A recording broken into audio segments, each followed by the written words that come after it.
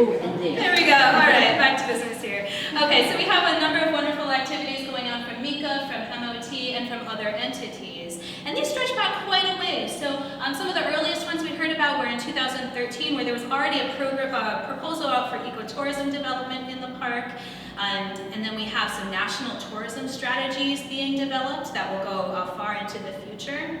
But things really start to get into planning mode in 2017. There was a request for technical assistance from the U.S. Department of Interior made through our embassy. And this was supported through U.S. and Oman trade agreements, environmental support provisions.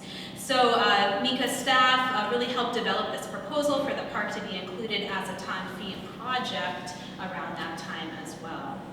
We see in the Ministry of Tourism that there was proposals solicited for these initiatives for TANFI, and that's really where MICA and MOT started to speak with each other about the potential inclusion of Sultanate.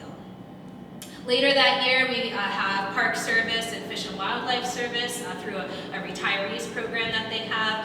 We have former rangers come over and do an internship at MICA, really focusing on developing recommendations, improvements, and needs for Sultanate in particular, about the park in general and specifically tourism development plans.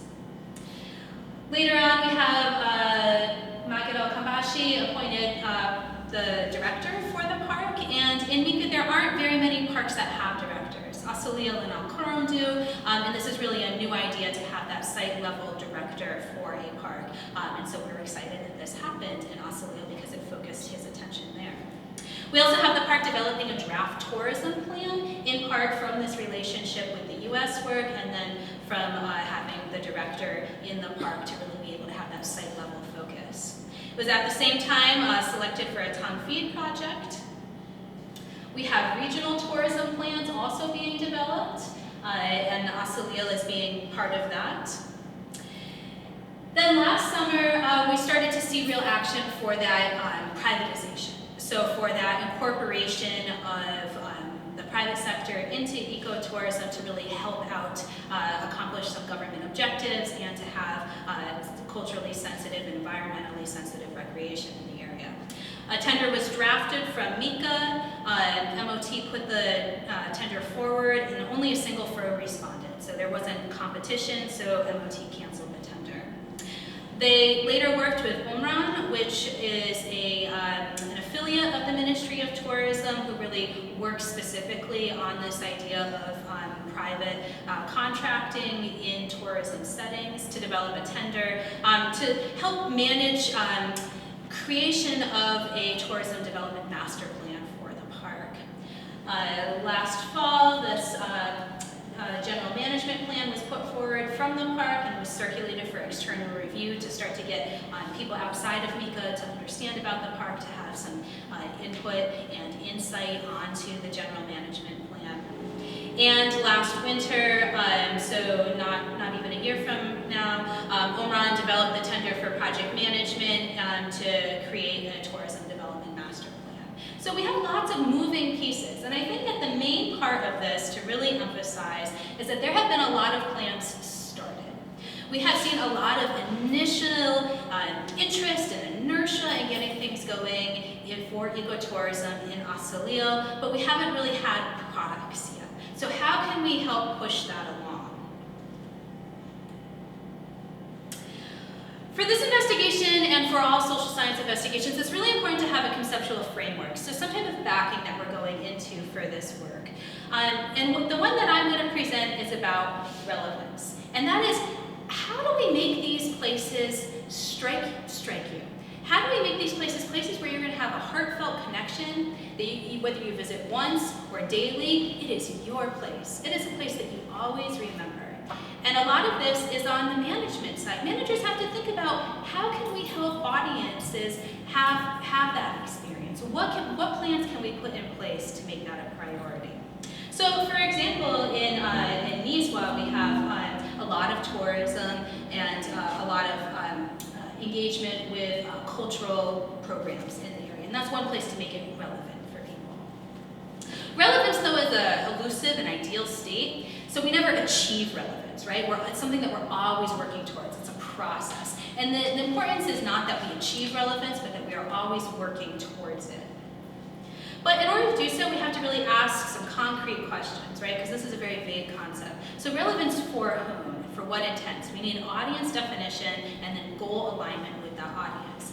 And despite it being so important, it's garnered little attention in ecotourism. The framework that I like to use was put forward by Grasky and Lindsay in 1993, and it specifies this idea of goals and working towards those goals for relevance. So we'll have an agent who is here is agent 1 being a government entity, and agent 2 being the audience that they wish to reach.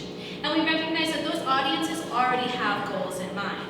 So if the management agency can put plans into place that work towards those goals, then they are furthering a pathway for relevance because they're meeting that audience at a central goal. Why do we care about it? It's really important for this goal so that we have sustainable recreation, right? So we want these goals to further the ideas about what is sustainable. It also helps make the government and the setting an attractive partner and an attractive place for privatization. It helps build a sense of stewardship. When we feel that something's relevant, we're more likely to want to conserve it and tell more people about why it's important. It can really help with this process of Omanization. And we can have some tangible things about economic support for a park and integrating parks into a community. So on the ground at Accueil, this would look like, maybe tourists are the main audience, and Accueil puts into place some site management plans with the goal being sustainable park ecotourism. Now this is pretty neat and focused, but of course on the ground there's a lot of partners, right? So it's not just Accueil, we have MICA as a whole, we have MOT, and we have private sectors involved. And it's not just one plan, but we also have the overarching plans of Tanfid and these regional tourism strategies, and then this idea of corporate social responsibility plans, which may help bring in some of those private partners who want to do good, and maybe want to focus that good for park ecotourism in Accueil. And tourists is a huge category. So even beyond that huge category, we want to have relevance to other government entities, to public-private partnerships, and within that to small and medium enterprises, so not just these huge corporate structures, but then also these small businesses, the local businesses, and for other locals in particular. Okay, so bringing that all together, we have many intersecting plans, many audiences, and many agencies. So coming from this structure of relevance, we asked two questions in this study. We wanted to look at audience-specific goals. So what would actually comprise a relevant and sustainable park ecotourism experience here? And for collaborations and plans, what areas for capacity development exist and could be strengthened to enhance these experiences? I had the pleasure of going to Oman twice for this study. The first was a scoping trip, 2 weeks there to really get an idea about what's going on, who are the different players, start to ask some of those interesting questions, find out where we could ask more focused questions, and then going back about a year ago for 3 weeks to really get into the weeds with folks on this idea of ecotourism. Of course, throughout this, we were collecting data in the US, and we visited many tourism sites along the way, not just the park, but situating the park in the context of this tourism loop and of Oman as a whole, going to natural and cultural heritage destinations along the way. We conducted semi-structured interviews, and these were formal interviews and then informal listening sessions as well. We tried to be really culturally aware of who we were speaking with and what would be the best approach to speaking with them. But boy, people love to talk about ecotourism. They love to talk about community connections. They love to talk about the value of place in their culture. And this was all wonderful. It was about an hour and a half per conversation. Our interviews were guided by a set of topics. We really wanted to hear what people thought ecotourism was, how park managers could be involved in tourism, and how tourism managers could be involved in resource protection, this idea about privatization and what that could look like, and ideas about community engagement and what that could look like, and then what was important for a tourist to walk away with. What ideas about natural and cultural resources to highlight, and where was the connection between the park and these cultural and natural resources? We used a stratified proposive sample, which really meant that we knew the types of categories of people we wanted to speak with types of organizations, so we selectively targeted those. But then we also asked, this was a great conversation, who else should we speak with? Doing a snowball approach. We ended up interviewing 72 people in Oman, quite a large sample, from many different sectors, from many different ministries, the Diwan, environmental groups, tourism companies, some Al-Salil locals, and many different scales. So at the local scale of the park, at the regional level in Sur, and at national level, speaking with people in Alaska and beyond. Interviews were mostly in English, although we did hire an Arabic translator for some of them. Beyond this, we collected contact information from more than 50 more people to really get an idea about the breadth of this network and where ecotourism was focused, where there were connections to leverage, examine the diversity of those interested in park ecotourism, relevant, sustainable park ecotourism. We took detailed research or interview notes, both myself and Nathan, and we also took notes on synthesized research or debriefing. So having a debriefing after each interview and really focusing in on those notes. Then from those notes, which we transcribed, I did an iterative coding process where I coded major themes present in these notes, mainly concepts and processes, and today we're focusing in on the relevance-related findings of those. To make sure that I wasn't putting undue words upon our research subjects, we did a number of validity checks. So this was in the interviews, clarifying as we went, post-interviews, and then frequent checks along the way between the two researchers and with Omani experts. So what were some of these audience-specific goals? Well, the first is really about audience definition. Who do they want to attract for park ecotourism? GCC residents were number one, right? And when we thought about what would be a relevant experience for them in the parks, we heard phrases like this: quiet places to see wildlife. You'll hear quiet a lot with this interpretation of an Omani experience. That really, this is something that is beautiful about Oman, to have these reflective experiences in nature. And residents of the GCC recognize this and want it from their Oman tourism. They also want to have some amenities available, some ready setups, some camps, other features that would really help them engage with the area, but maybe not have to pack all this stuff or worry about having that along the way, to have some of that ease of tourism in there as well. The second major audience were outsiders. And outsiders, this is a word that was used in context there. These are people from beyond the GCC, right? Mostly Europeans, but also Americans and people from all over the world. They would say things like, oh, the park is most interesting to the outsiders. It's the same environment as the whole GCC, so people from this area already know it and don't feel it's a special time. But those who haven't explored it before, they feel like this is a special place. And I certainly felt that when I went. And a third major audience would be Omani families, getting at that multi-generational aspect of it, that larger group size. Omanis is their own country. They come for enjoyment, not the eco experience. They want a place for kids to have fun and play, a place for vacation and privacy. The locals would come with added services like a zoo. So here we have some different attributes of what would make a relevant experience in terms of recreation, with folks from the GCC maybe wanting some amenities, people from outside more prioritizing the landscape and maybe more likely to bring amenities or to bring their gear or to want a few basic amenities. And then Omani families who would probably not be spending nights there, but might want daytime activities, and especially ones that were family-centric. So what was ecotourism to these people? Well, everybody encouragingly responded about ecotourism balancing learning and enjoyment, that there was really that focus on gaining something, learning something about the environment and about the peoples, and that there was a nature-based recreation activity component, that it was about recreating in the environment.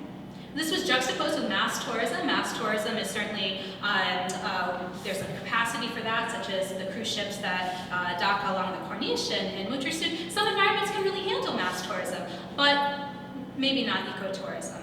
So the sustainability depends on carrying capacity. How many people can we have there, and what's compatible with the environment? Also an emphasis in controlling negative effects of tourism. Littering came up quite a bit. And having context-appropriate development, keeping developments and amenities small, not fancy, in line with the natural structures of the area.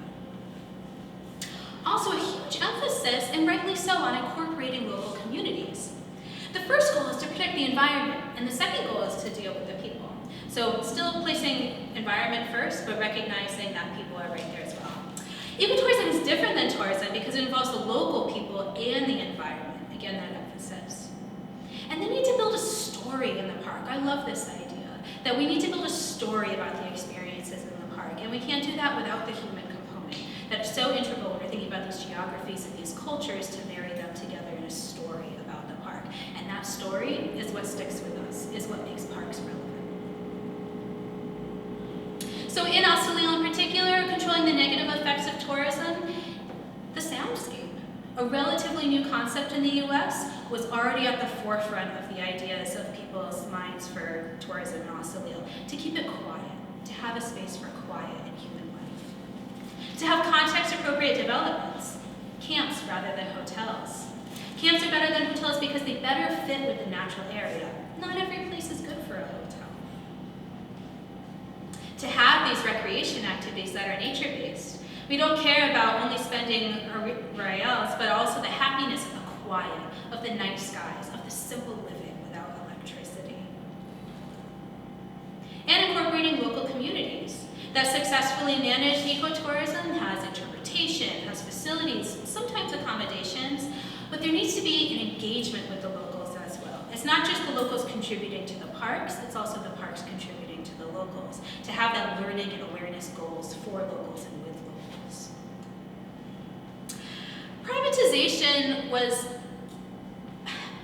a concept that was a little trickier for people to understand, and a little trickier to have this common definition about. We loved what we heard about ecotourism. It was spot on. Everybody was understanding this idea of nature, of locals, of where there's a carrying capacity, and of where there's elements for learning. But privatization, although it did emphasize the conservation imperative, there was no clear consensus about the scope of privatization. And so this is a real area that could be focused on further to really help with those ecotourism goals. It could be, so we heard two main veins of privatization. That privatization would mean a private entity taking on facilities and programming development. So they would be the ones providing services, interpretation, low impact activities, really the day-to-day face that tourists would encounter in the park. Conditions would be set and monitored by MICA as appropriate, as they know the area best. And Oman has a vision for this, with maybe a mini safari available, no accommodations at the park, but this opportunity to see the gazelles, to see the native plant nursery, to be able to see these artifacts and then go on a tour of the park. However, there was the second vein with privatization, which was a real hesitation and a real fear. And this was related to selling or co-managing the park, taking it out of government control and into the hands of private industry. Whether or not this is the situation on the letter of the law, it's what people perceive, and that is so important in social science. And so this came a lot from Mika, but really this idea of, I want to see the privatization of these activities, but not the management of the whole reserve. And so, so really thinking about, that people are still feeling like privatization means giving the park to a private entity. But there's ways in which there could be appropriate co-management, right? So confining the impacts to around a visitor center and letting the rest of the place be wild and be quiet.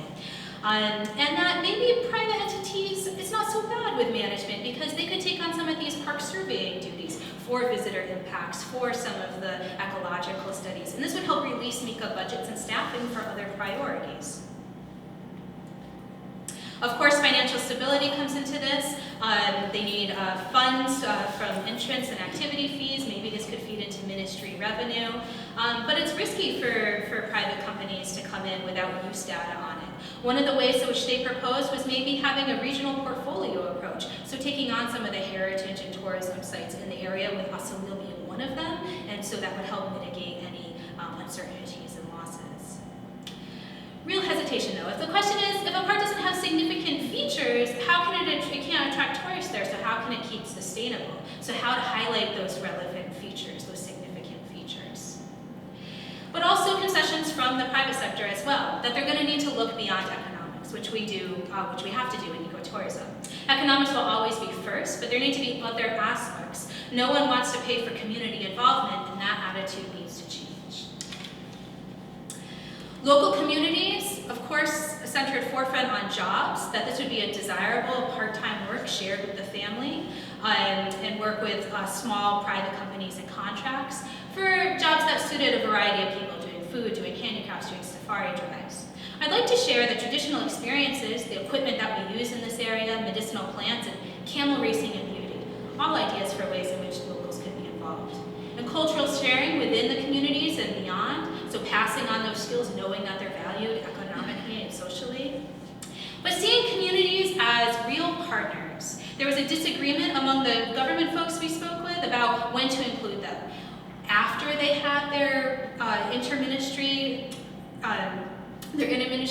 engagements and relationships in place, or along the way. So this really is an area for community needs assessment and some strengths, weaknesses, and opportunities.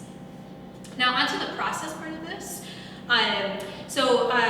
We need to develop human capital. So invest in the Omani private sector and Omanis. So not just have these public-private partnerships facing outward, but also inward. And this would involve training for locals, that there needs to be some training involved to make this happen. Business, tourism, technology, interpretation and language, and a clarity of procedures about how to get small businesses up and running, these SMEs. There can be a variety of mechanisms, but it needs to be defined. Another way is to encourage small projects. It's a challenge to stay small because we all like to have these large things, these beautiful things, but just emphasizing the smallness, right?